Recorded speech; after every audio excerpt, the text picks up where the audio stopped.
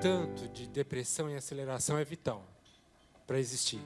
Eu vejo que cada vez mais a gente acredita, pelo menos a pessoa individual acredita que às vezes alcançou o seu limite e percebe que sempre pode ir mais longe. Você não faz aquilo que você gosta. Então, muitas vezes, você vai pelo que dá mais valor, o que dá mais retorno. Será que não seria também decorrente a essa aceleração, a busca imediatista por uma solução? Será que a nossa percepção do tempo acelerou para acompanhar a velocidade do mundo de hoje? Como percebemos o tempo? Precisamos correr cada vez mais para alcançar o veloz progresso tecnológico. Temos que nos apressar para cumprir tantos compromissos. Convivemos com a comunicação instantânea em tempo real. O tempo dos relógios e calendários continua o mesmo, mas a nossa vida parece mais acelerada. No Café Filosófico de hoje, a psicanalista Maria Rita Kell fala sobre a relação entre aceleração e depressão e reflete sobre a pergunta: temos fôlego para acompanhar os relógios apressados dos dias de hoje? São muitas as entradas possíveis para se abordar a relação entre essas duas palavras, aceleração e depressão, né? Eu escolho uma entrada que, na verdade, vai ser a minha saída, a minha finalização dessa fala, que é a relação entre a aceleração da nossa experiência temporal e a perda daquilo que se chama a perda do valor da experiência. Então, a aceleração temporal, a perda do valor da experiência e, em consequência disso, um certo estado depressivo do qual as pessoas se queixam. Então, eu vou falar da depressão no sentido mais geral, não vou falar da depressão como um quadro clínico, de pessoas que, de fato, sofrem de depressão a vida inteira. Estou deixando isso de fora. Eu vou falar da depressão como um sentimento social mais geral, das pessoas todas dizendo que tudo está muito sem graça, que tudo está meio sem sentido, de que a vida parece que não vale a pena. Olá, como vai? Eu vou indo e você, tudo bem? Tudo bem, eu vou indo, correndo pegar meu lugar no futuro e você. Tudo bem, eu vou indo em busca de um sono tranquilo. Quem sabe quanto tempo, pois é, quanto tempo. Paulinho é um bom começo, mas é uma das suas canções melancólicas, né? Não à toa escolhi essa canção para pontuar a nossa fala, a nossa conversa sobre aceleração e depressão. Vocês devem ter percebido que esses dois temas tanto têm a ver com o vocabulário da nossa vida íntima, estou acelerado, estou deprimido, como tem a ver com o vocabulário econômico, aceleração da economia, depressão da economia. Vou abordar a relação no psiquismo entre aceleração e depressão. Então, essa é a porta de entrada que eu vou escolher a partir de uma relação muito particular com o tempo que se estabelece na modernidade, ou seja, quando a gente fala de modernidade, a gente está falando principalmente das sociedades capitalistas, né? E a relação com o tempo que se estabelece é uma relação que parece para nós completamente banal. Se eu disser, ninguém vai discordar muito dessa expressão, que é uma expressão um pouco irônica, um pouco já gasta aos nossos ouvidos, que é a expressão tempo é dinheiro. Mas tempo não é dinheiro. Isso é uma brutalidade. O tempo é o tecido das nossas vidas. Assim como para nós já parece gasto escutar tempo é dinheiro, essa banalidade, o tempo é o tecido das nossas vidas, pelo menos quando eu escutei, eu falei, tão óbvio e tão difícil da gente perceber, né? O tempo é o tecido, é tudo o que temos. Nossa vida é feita só de tempo. E o resto, o que a gente faz com ele. Para tentar, pela psicanálise, argumentar com vocês que o tempo é o tecido das nossas vidas, eu vou tomar uma simplificação, digamos assim, da teoria freudiana, exatamente sobre a origem do psiquismo. Tá? O psiquismo, para a psicanálise, rigorosamente, ele é uma instância temporal.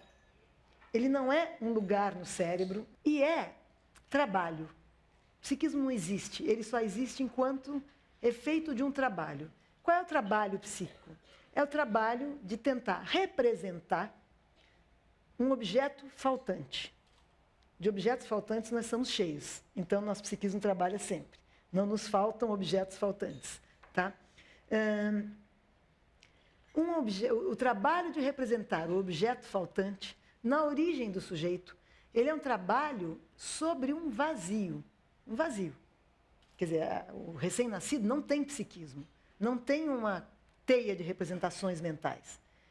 Algo lhe falta e, por sobre um buraco, um nada, ele começa a trabalhar. Tá? Isso, Freud chamou esse trabalho, esse tempo de trabalho, de tempo de espera da satisfação. Quer dizer, o que a criança recém-nascida, que ainda não é nem um sujeito no sentido psicanalítico do termo, o que é que o recém-nascido faz para suportar um intervalo temporal, que é um intervalo de espera, entre uma primeira experiência que ele possa ter de satisfação, que é a primeira mamada, digamos assim.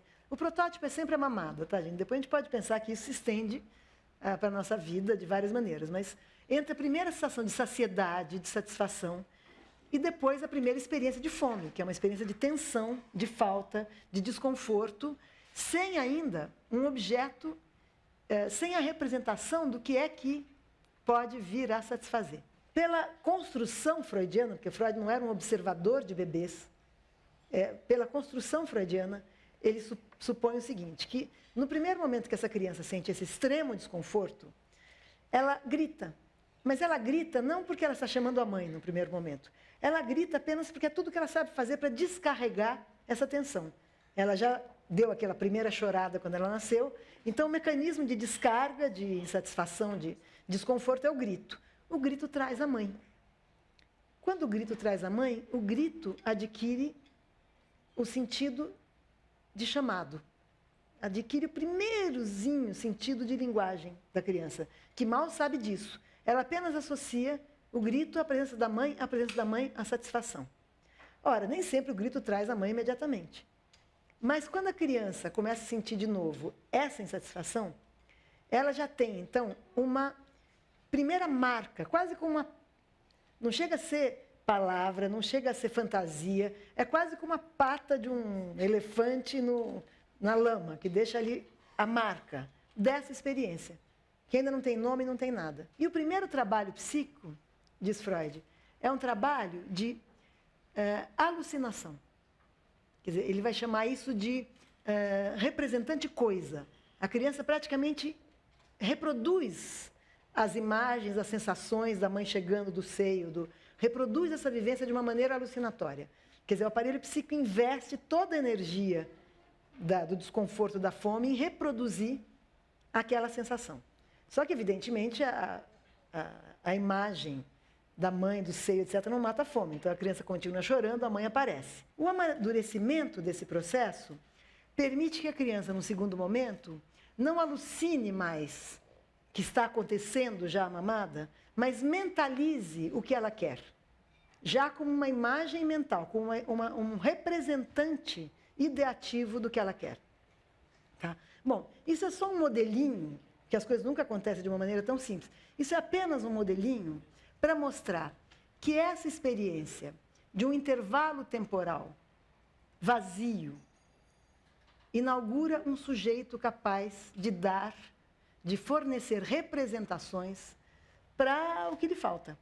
Não só para o que lhe falta, a gente também representa quem está na nossa frente, etc. Mas, no primeiro momento, para o que lhe falta. Isso inaugura o psiquismo. O psiquismo, sem esse tempo vazio, não leva a cabo, pelo menos não na totalidade, o seu potencial. Imaginemos uma mãe, e eu não quero fazer um modelo muito esquemático aqui, mas que nunca falta. Essa criança não chega nunca a ser um sujeito tal como somos nós todos aqui, capazes de lidar com a falta, tentar pensar o que nos falta, tentar encontrar, pela via do pensamento e da ação, o objeto que nós estamos procurando, enfim. Uma mãe que nunca faltasse, uma mãe que estivesse o tempo todo ali, que acelerasse esse tempo, ou que quase suprimisse esse intervalo necessário de tempo de espera, não permitiria que esse sujeito se constituísse. Então, o sujeito psíquico, na origem, ele é tributário da vivência desse tempo vazio, que de início é aterrorizante e vai deixando de ser tão angustiante e tão aterrorizante na medida em que ele vai sendo preenchido por essas representações mentais. Qualquer um de nós pode entender, usando a sua memória, do que eu estou falando.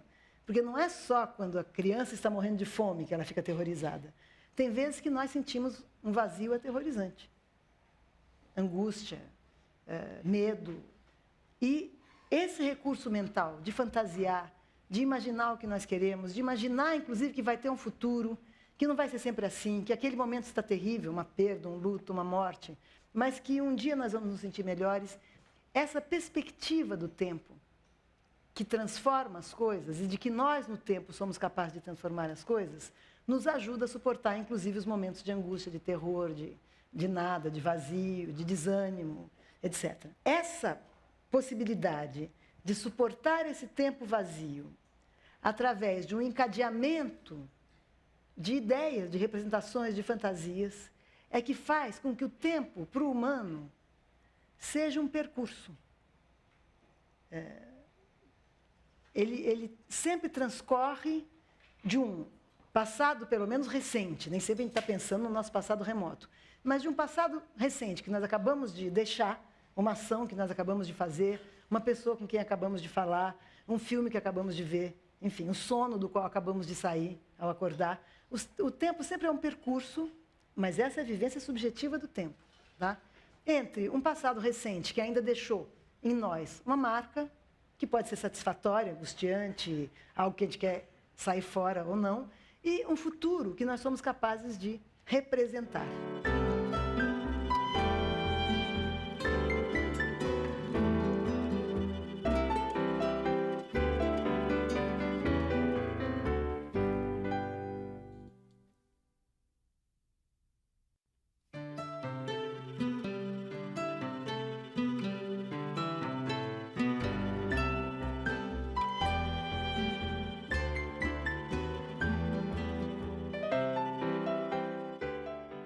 A necessidade de compreender o tempo e de controlar a sua passagem acompanha o homem desde muito cedo na história. As maneiras de medir o tempo evoluíram dos primeiros relógios de sol aos mais precisos e sofisticados relógios digitais. O tempo é um ponto de vista dos relógios, escreveu o poeta Mário Quintana. Será que essa transformação dos relógios mudou também o nosso ponto de vista do tempo?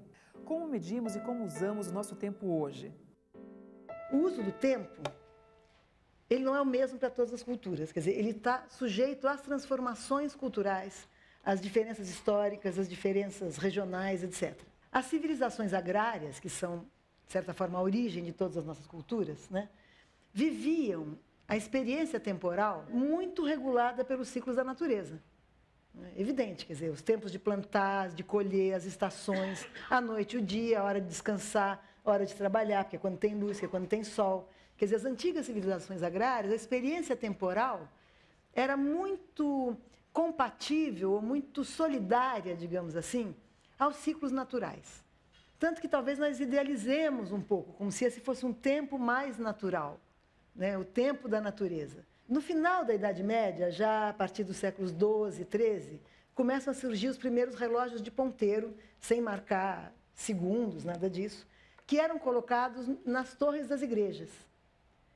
O que deixa evidente para nós que esse tempo da natureza, que ainda era uma civilização bastante agrária, era pontuado pelo tempo religioso, que estava muito solidário ao tempo da natureza. Quer dizer, as festas de Páscoa, de colheita, de inverno, de Natal, etc. O ciclo da noite e do dia, a hora do despertar, a hora da Ave Maria, o sino que bate. E todos os ciclos importantes da vida das pessoas também eram regulados pela igreja. O nascimento, a primeira comunhão, o crisma, casamento, a vida sexual. A igreja, o tempo da igreja era o tempo, digamos assim, que mais organizava a vida social, além do tempo do trabalho, que ainda seria o tempo da agricultura, ou seja, da natureza. Em seguida, começam a aparecer relógios nas torres das prefeituras, o que mostra que, além do tempo da igreja, com talvez a complexificação das cidades, com um pequeno crescimento ainda das cidades, né, que para quem vivia lá era um grande crescimento, eles não tinham a nossa perspectiva, né, o tempo administrativo, o tempo social também começava a ter a sua marcação, né. Não era mais apenas o tempo da colheita, o tempo da religião. E, evidentemente, com a Revolução Industrial, e isso nós estamos até hoje nos desdobramentos disso, já no digital, nos milésimos de segundos cronometrados, o tempo passa a ser marcado pelos relógios das fábricas, né? Os relógios de ponta, os relógios nas linhas de produção, que é o tempo do trabalho. Bom, aí é o tempo do capitalismo, né? Nesse tempo, digamos assim, nós estamos até hoje. Antes havia os relógios d'água, antes havia os relógios de areia. O tempo fazia parte da natureza. Agora é uma abstração, unicamente denunciada por um tic-tac mecânico, como acionar contínuo de um gatilho numa espécie de roleta russa. Por isso é que os antigos aceitavam mais naturalmente a morte. Se o tempo humano nunca esteve inteiramente à disposição dos indivíduos, quer dizer, em nenhuma sociedade humana cada um faz exatamente o que quiser do seu tempo, até em sociedades indígenas o tempo pode ser muito solto, digamos assim, muito desorganizado o uso cotidiano do tempo. Um vai pescar, o outro fica dormindo mais tempo, etc. Em sociedades indígenas brasileiras, que são as que a gente conhece mais. Mesmo assim, as festas, os rituais, têm suas datas, o tempo cronológico, o momento da iniciação dos adolescentes, etc. Porque se o tempo humano nunca esteve inteiramente à disposição, e a gente pode pensar que a forma mais antiga e mais permanente de exercício do poder é o controle do tempo. Não há nenhuma sociedade em que o poder não se instaure por alguma forma de controle do tempo. E no capitalismo, o que acontece é que, pela primeira vez na história, além do tempo ser controlado socialmente, ser controlado pelo trabalho, etc., uma parcela do tempo do trabalhador passou a ser expropriado dele sem que ele soubesse. Isso é a mais-valia. Quer dizer, pela primeira vez, porque o escravo sempre soube que trabalhava, o camponês sempre soube que trabalhava, e quantas horas trabalhava, e quanto de cana ele podia colher, e quanto de gado ele podia ordenhar, ou o artesão, quantas cadeiras ele conseguia fazer. Pela primeira vez na história, não só o homem não é senhor do seu tempo, como ele não sabe que uma parte do seu tempo foi tirada dele, né? Que é a mais-valia, que é o tempo de trabalho que não está pago pelo salário, que é o tempo que vai para o capitalista. Isso é um detalhe importante, porque talvez tenha a ver um pouco com a origem da nossa confusão, mas sem querer evitar a palavra também, alienação, no uso do tempo que nós queremos que seja nosso. Nós não sabemos mais qual tempo é nosso e qual tempo nós estamos cedendo para algum senhor que a gente não sabe bem qual é. No filme Tempos Modernos, Charlie Chaplin é um operário que tem sua vida regulada pelo relógio das fábricas, pelo ritmo das máquinas. Relief man passing. Relief man passing.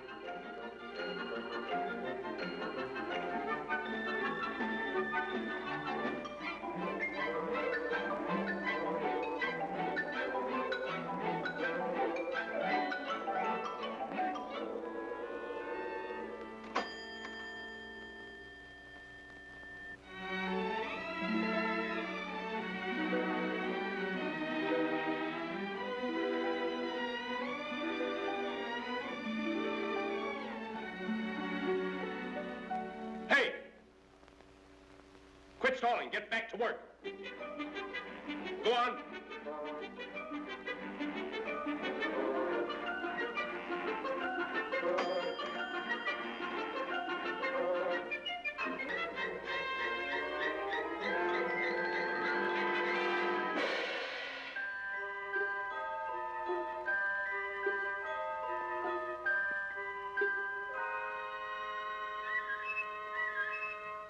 Você não faz aquilo que você gosta.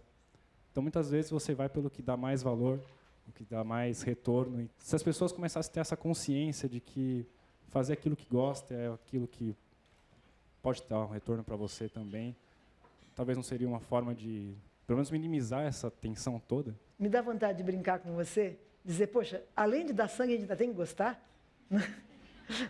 Eu não sei se é possível. Eu gosto muito, por exemplo, da profissão que eu escolhi. Mas não quer dizer que eu goste de trabalhar tanto quanto eu trabalho. É muito diferente. Eu acho que essa ideologia de gostar do trabalho é um jeito de mascarar a exploração do trabalho. Tudo bem, nós estamos sob o capitalismo, por enquanto não estamos vendo no horizonte nenhuma superação possível, mas eu gosto de pensar que haverá uma superação possível. E explorar não é só uma questão de trabalhar para alguém. É trabalhar para alguém que uma parte do seu trabalho ele tira para ele ficar rico e não para você. É isso.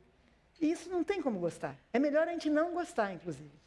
Eu acho preferível não gostar. Eu acho que a mudança mesmo vai ter que ser uma superação dessa voracidade capitalista.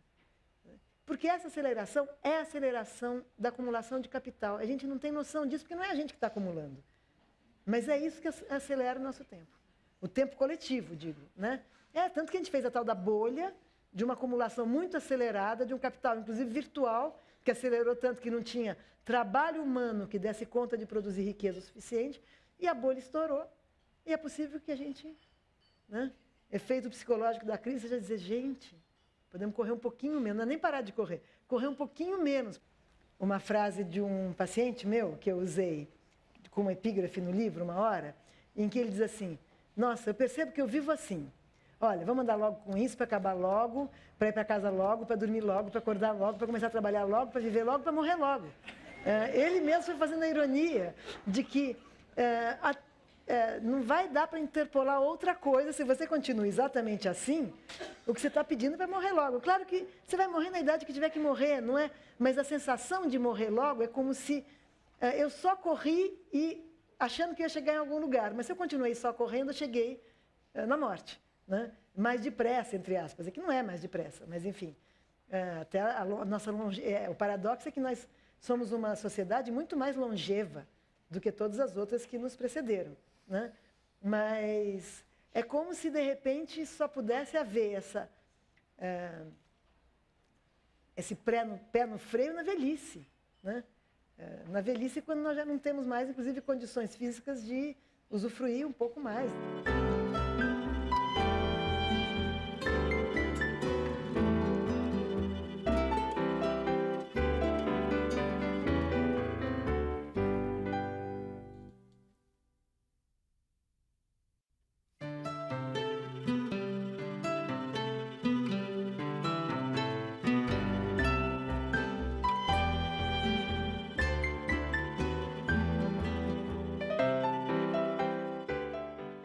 O tempo atravessa as nossas vidas. O presente é um tempo estreito, apertado entre as memórias do passado e os planos para o futuro.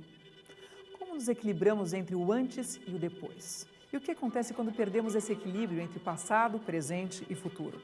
Quais são as patologias do tempo provocadas em nós pela velocidade acelerada do mundo de hoje?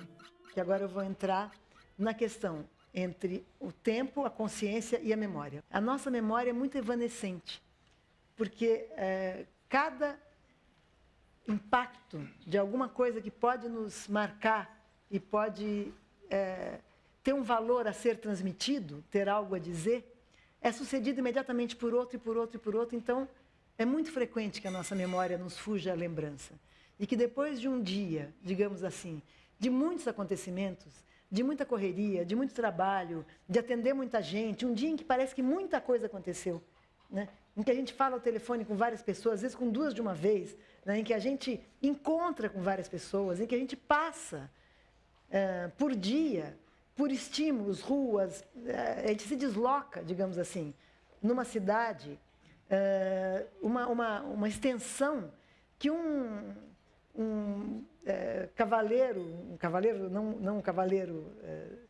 homem a cavalo na Idade Média jamais sonharia conseguir se deslocar e ver tantas coisas e reagir a tantos estímulos num mesmo dia, como acontece conosco. E, às vezes, no fim de um dia como esse, a gente fala, não tem nada a dizer. Ou tinha algo a dizer, mas me foge a lembrança.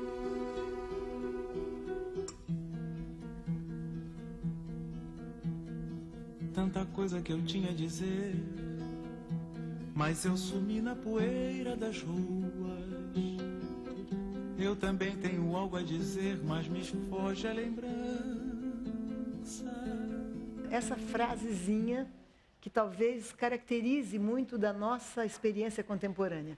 Eu também tinha algo a dizer, mas me foge a lembrança. Então, para tentar entender isso, eu vou tomar um filósofo do final do século XIX, começo do XX, o Henri Bergson, num livro chamado Matéria e Memória, em que ele examina exatamente a relação entre a matéria-corpo, a memória e atravessada por essa instância que ele tenta entender, que é o tempo. E desse livro vou tomar apenas um conceito do Bergson, que é o conceito de duração. A duração, ela é algo mais interessante do que o presente. O presente, na verdade, ele não existe. O presente é uma mínima partícula que vem empurrada pelo passado e já roendo o futuro. Quer dizer, então é como se o presente não existe. O que é que nos cria a sensação de estar no tempo presente? Né? É essa experiência subjetiva, sim, imensurável, a que o Bergson chama de duração. Bom, duração é uma palavra do senso comum, mas ele tenta explicar. Quer dizer, ele vai dizer o seguinte, que entre um antes e um depois, a única coisa naturalmente experimentada, aí talvez não dependa de culturas, é a própria duração. Porque o presente não passa de um instante incomensurável. Quer dizer, é impossível medir o que é esse instante. Ora, o que prolonga o antes no depois? O que nos dá um sentimento confortável de continuidade da existência? Que até um psicanalista inglês chamado Winnicott dá muito valor a isso, o sentimento de continuidade da existência. Em parte, é a memória. Porque o futuro não existe. O futuro é só uma projeção, ele só existe enquanto projeção. O futuro não há nada. No futuro, a não ser a nossa fantasia. Mas eu só posso projetar para o meu futuro alguma coisa desejável e não ficar simplesmente aterrorizada que no fim da linha é a morte, se eu tenho a memória de alguma coisa que me constituiu e vem me constituindo até aqui do passado. Quer dizer, é isso que dá a duração. Entre esse antes e esse depois, que esse depois pode ser agora, e agora, e agora, e cada vez que eu falo agora, eu já passei por um depois, né?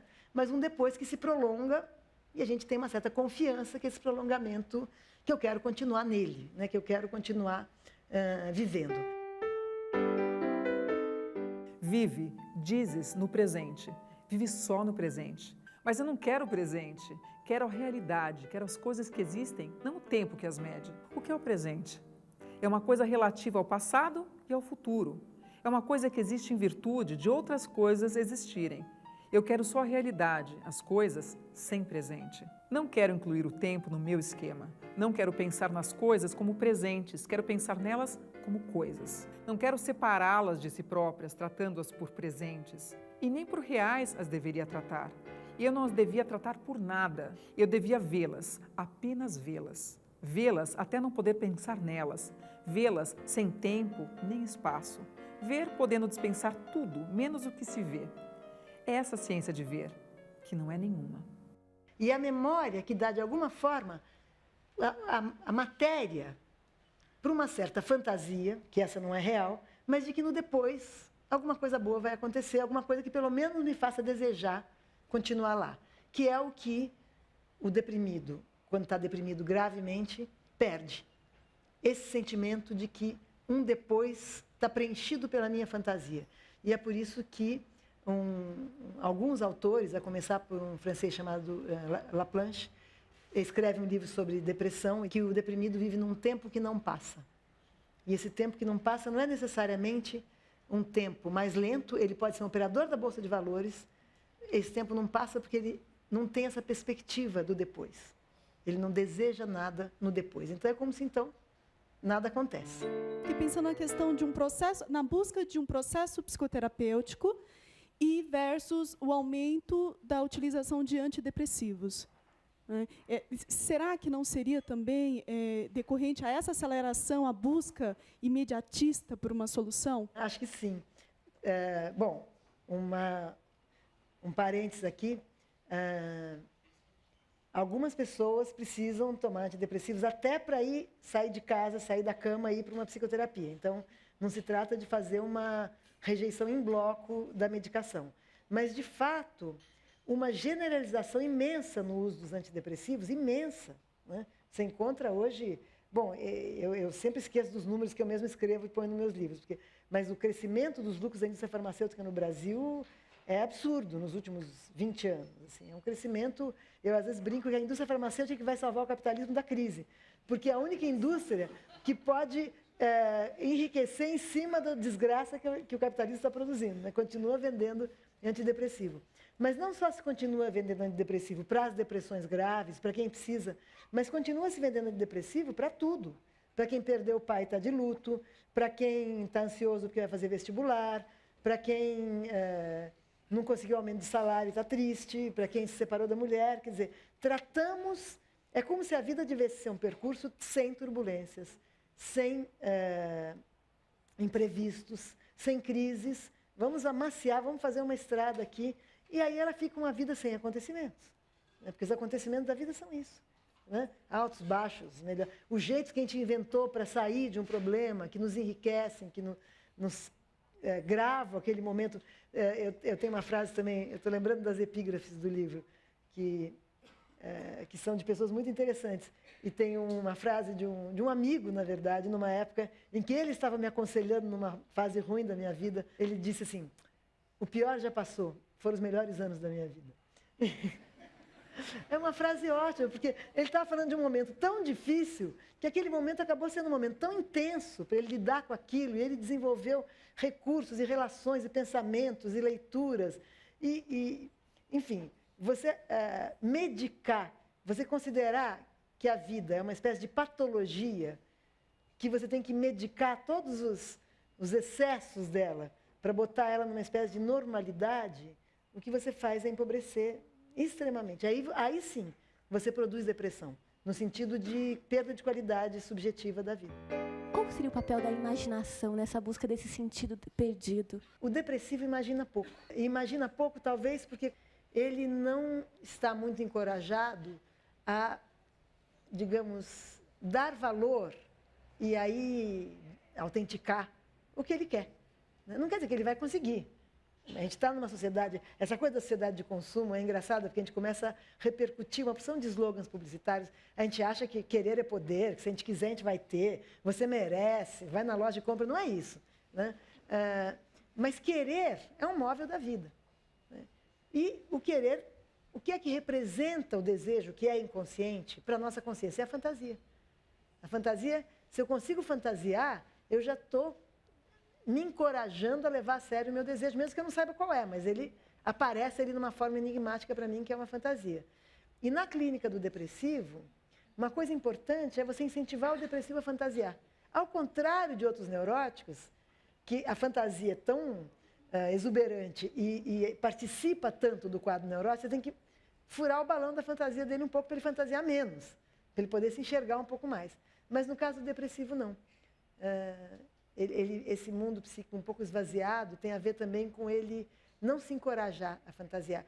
E isso eu te digo porque eu tinha essa hipótese, e um dia uma paciente depressiva minha disse com todas, parece que ela estava, e o livro não tinha saído ainda, então não é que ela falou, não, eu sempre tive medo de ter fantasia, porque se eu quero alguma coisa, eu posso não conseguir, eu vou arriscar aqui a dizer para você, ainda arriscar a fantasia, ainda me dizer que eu tenho uma fantasia, e falou qual era, né? Como um caminho de cura da depressão. Em alguns autores, está dessa forma. O depressivo é aquele que faz tudo para evitar o conflito. Ao fazer tudo para evitar o conflito, ele começa a recuar de desejos, convicções, vontades que poderiam causar problema para o outro. Ele poderia, então, ser menos querido, ou ficar isolado, ou não agradar o papai e a mamãe, enfim, começa cedo a coisa. Claro que não é a única razão que nos deprime, mas ceder, como diz Lacan, na via do nosso desejo, produz depressão.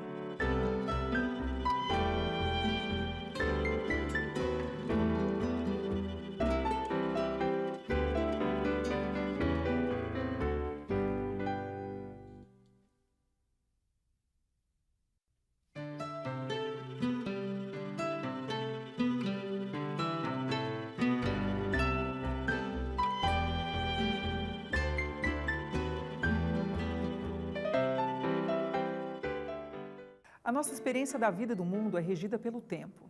Mas como fica o valor da experiência para o homem contemporâneo, que tem sua vivência temporal marcada pela aceleração? Em meio à correria do dia a dia, como fica o registro das coisas que vivemos, a lembrança do que experimentamos? Como ficam os nossos planos para o futuro?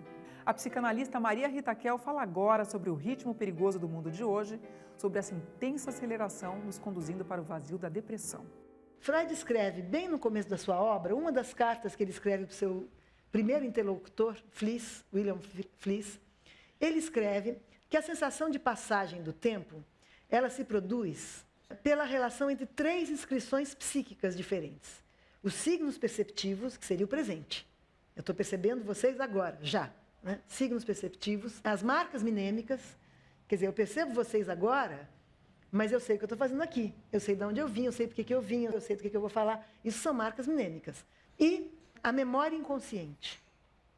A memória inconsciente é muito interessante, porque ela não dá só essa lembrança imediata de por que eu vim, o que eu estou fazendo, etc., mas ela ilumina um pouco essa situação com algumas associações, com algumas sensações que podem ser prazerosas ou angustiantes, às quais eu não tenho acesso imediatamente, mas que estão também fazendo parte dessa minha sensação de estar num tempo que transcorre. A ligação entre essas 3 inscrições, essa permanente ligação, entre essas 3 inscrições em série, a memória inconsciente, as marcas mnêmicas e os signos perceptivos do presente, é que permite criar, é muito bonita a expressão do Freud, a representação da obra psíquica de sucessivas épocas da vida.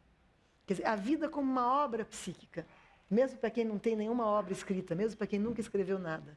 Quer dizer, olhar para a sua vida e falar, aqui tem uma história, né? Uma obra minha, porque eu vivi.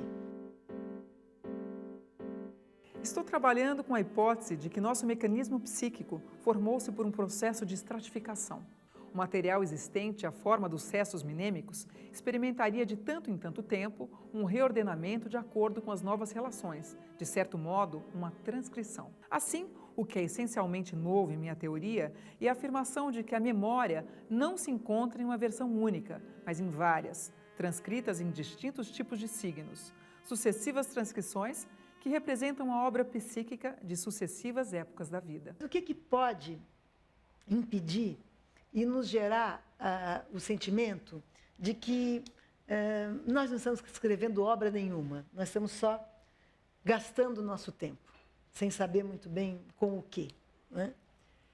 Vamos tentar entender, então, o efeito da aceleração temporal. Num texto dos anos 1920, que se chama Além do Princípio do Prazer, que é um texto em que Freud vai falar de pulsão de morte, mas não é aí que eu quero ir, ele, no começo, ele vai dizer o seguinte, que a consciência, aquilo que nos mantém aqui ligados uns aos outros, é o sistema mais pobre de todos os sistemas psíquicos. Ele é muito necessário, nós precisamos dele, ele é o sistema que nos permite sobreviver, ele faz uma espécie de anteparo entre os estímulos de fora e também de dentro, das pulsões, das necessidades físicas, etc., e o resto do psiquismo.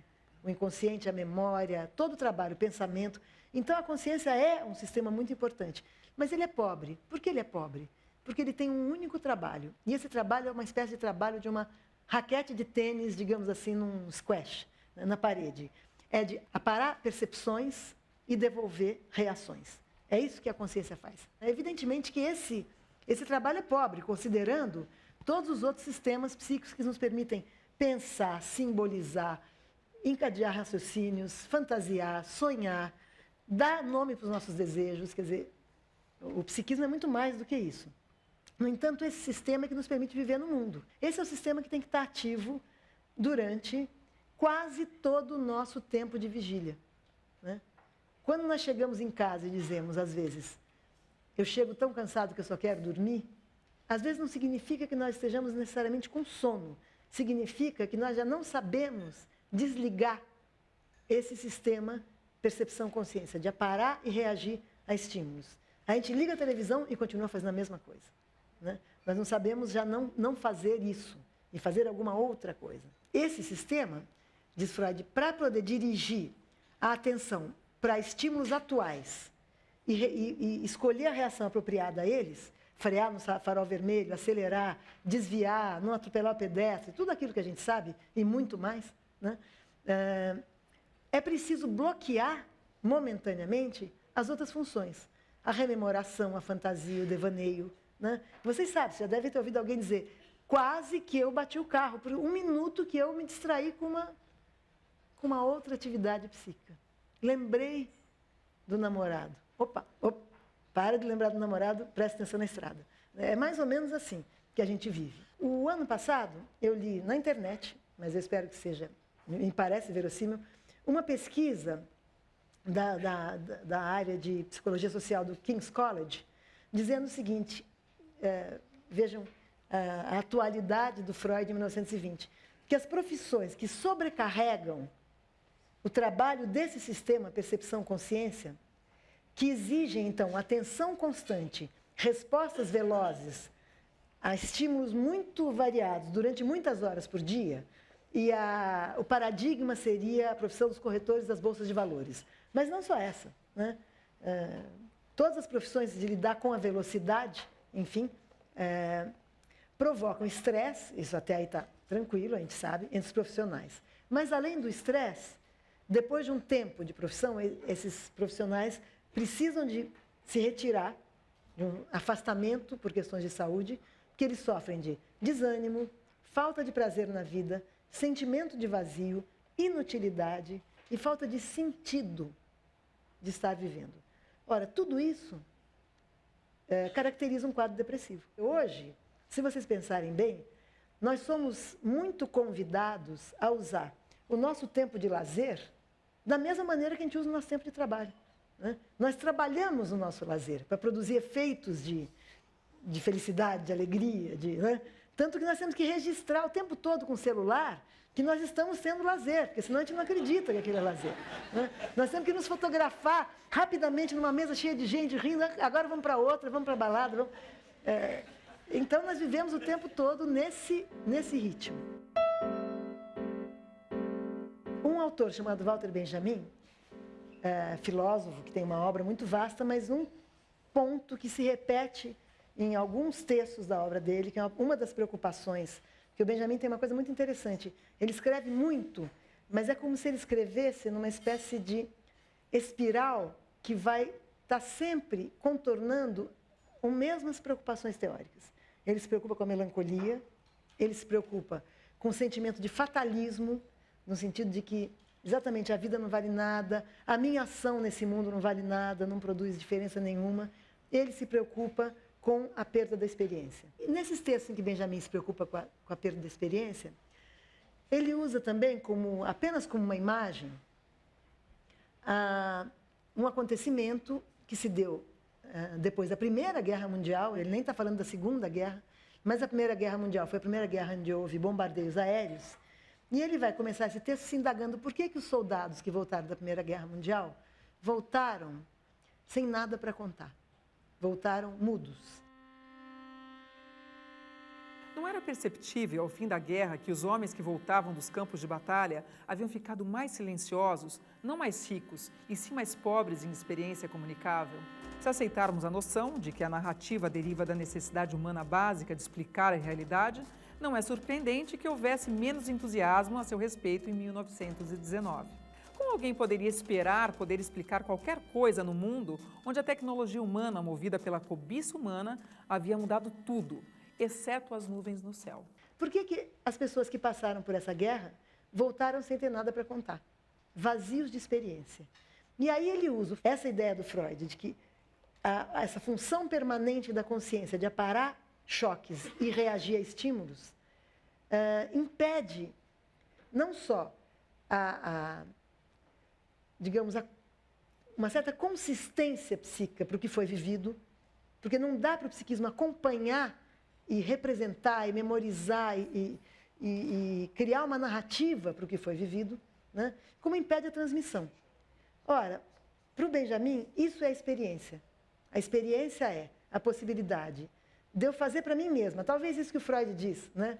A obra psíquica de uma vida inteira, quer dizer, poder narrar para mim mesma o que eu estou vivendo, até um certo ponto, claro que a gente não pode narrar tudo, e achar que algo disso que eu estou vivendo pode ser transmitido para o outro. De modo que se cria uma espécie de corrente em que a vida já não é mais também só isoladamente de cada um que vive, mas ela é uma vida que se transmite a sabedoria de vida, a ideia de que alguma coisa eu aprendi, que eu posso ensinar para alguém. Ele vai dizer, é isso que dá consistência à vida. É que, primeiro, a minha vida não é só minha, ela já é parte de uma cadeia. O que eu vivo é um pouco continuidade do que meus pais me contaram, do que os meus avós contaram para os meus pais, mas não só dentro da família, do que na sociedade onde eu vivi aconteceu antes de mim, que me colocou num certo lugar e que eu espero que possa, em algumas coisas, passar adiante, com valores, etc. Isso é a experiência. O Benjamin vai dizer que o homem contemporâneo perdeu o valor da experiência. O homem moderno, ele está dizendo, perdeu o valor da experiência. E ele contrapõe a palavra experiência à palavra vivência, que é simplesmente esse presente contínuo e absoluto que não produz narrativa, não produz duração, não produz a rapsódia da vida, não produz transmissão. Um pouco a velocidade das transformações, que nós valorizamos tanto e achamos que temos que estar sempre atrás do que é de ponta, né? E nós vivemos num tempo em que a velocidade ainda é muito maior. A velocidade como as nossas cidades se tornam irreconhecíveis em menos de uma geração, né? Faz com que, de repente, aquilo que tem de mais familiar em que você pode se reconhecer sejam as nuvens no céu.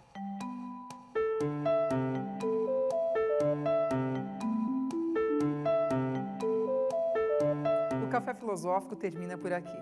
Para assistir às palestras na íntegra e acompanhar as transmissões ao vivo, acesse cpflcultura.com.br. Acompanhe também a nossa programação através do twitter.com/cpflcultura. Até o próximo Café Filosófico.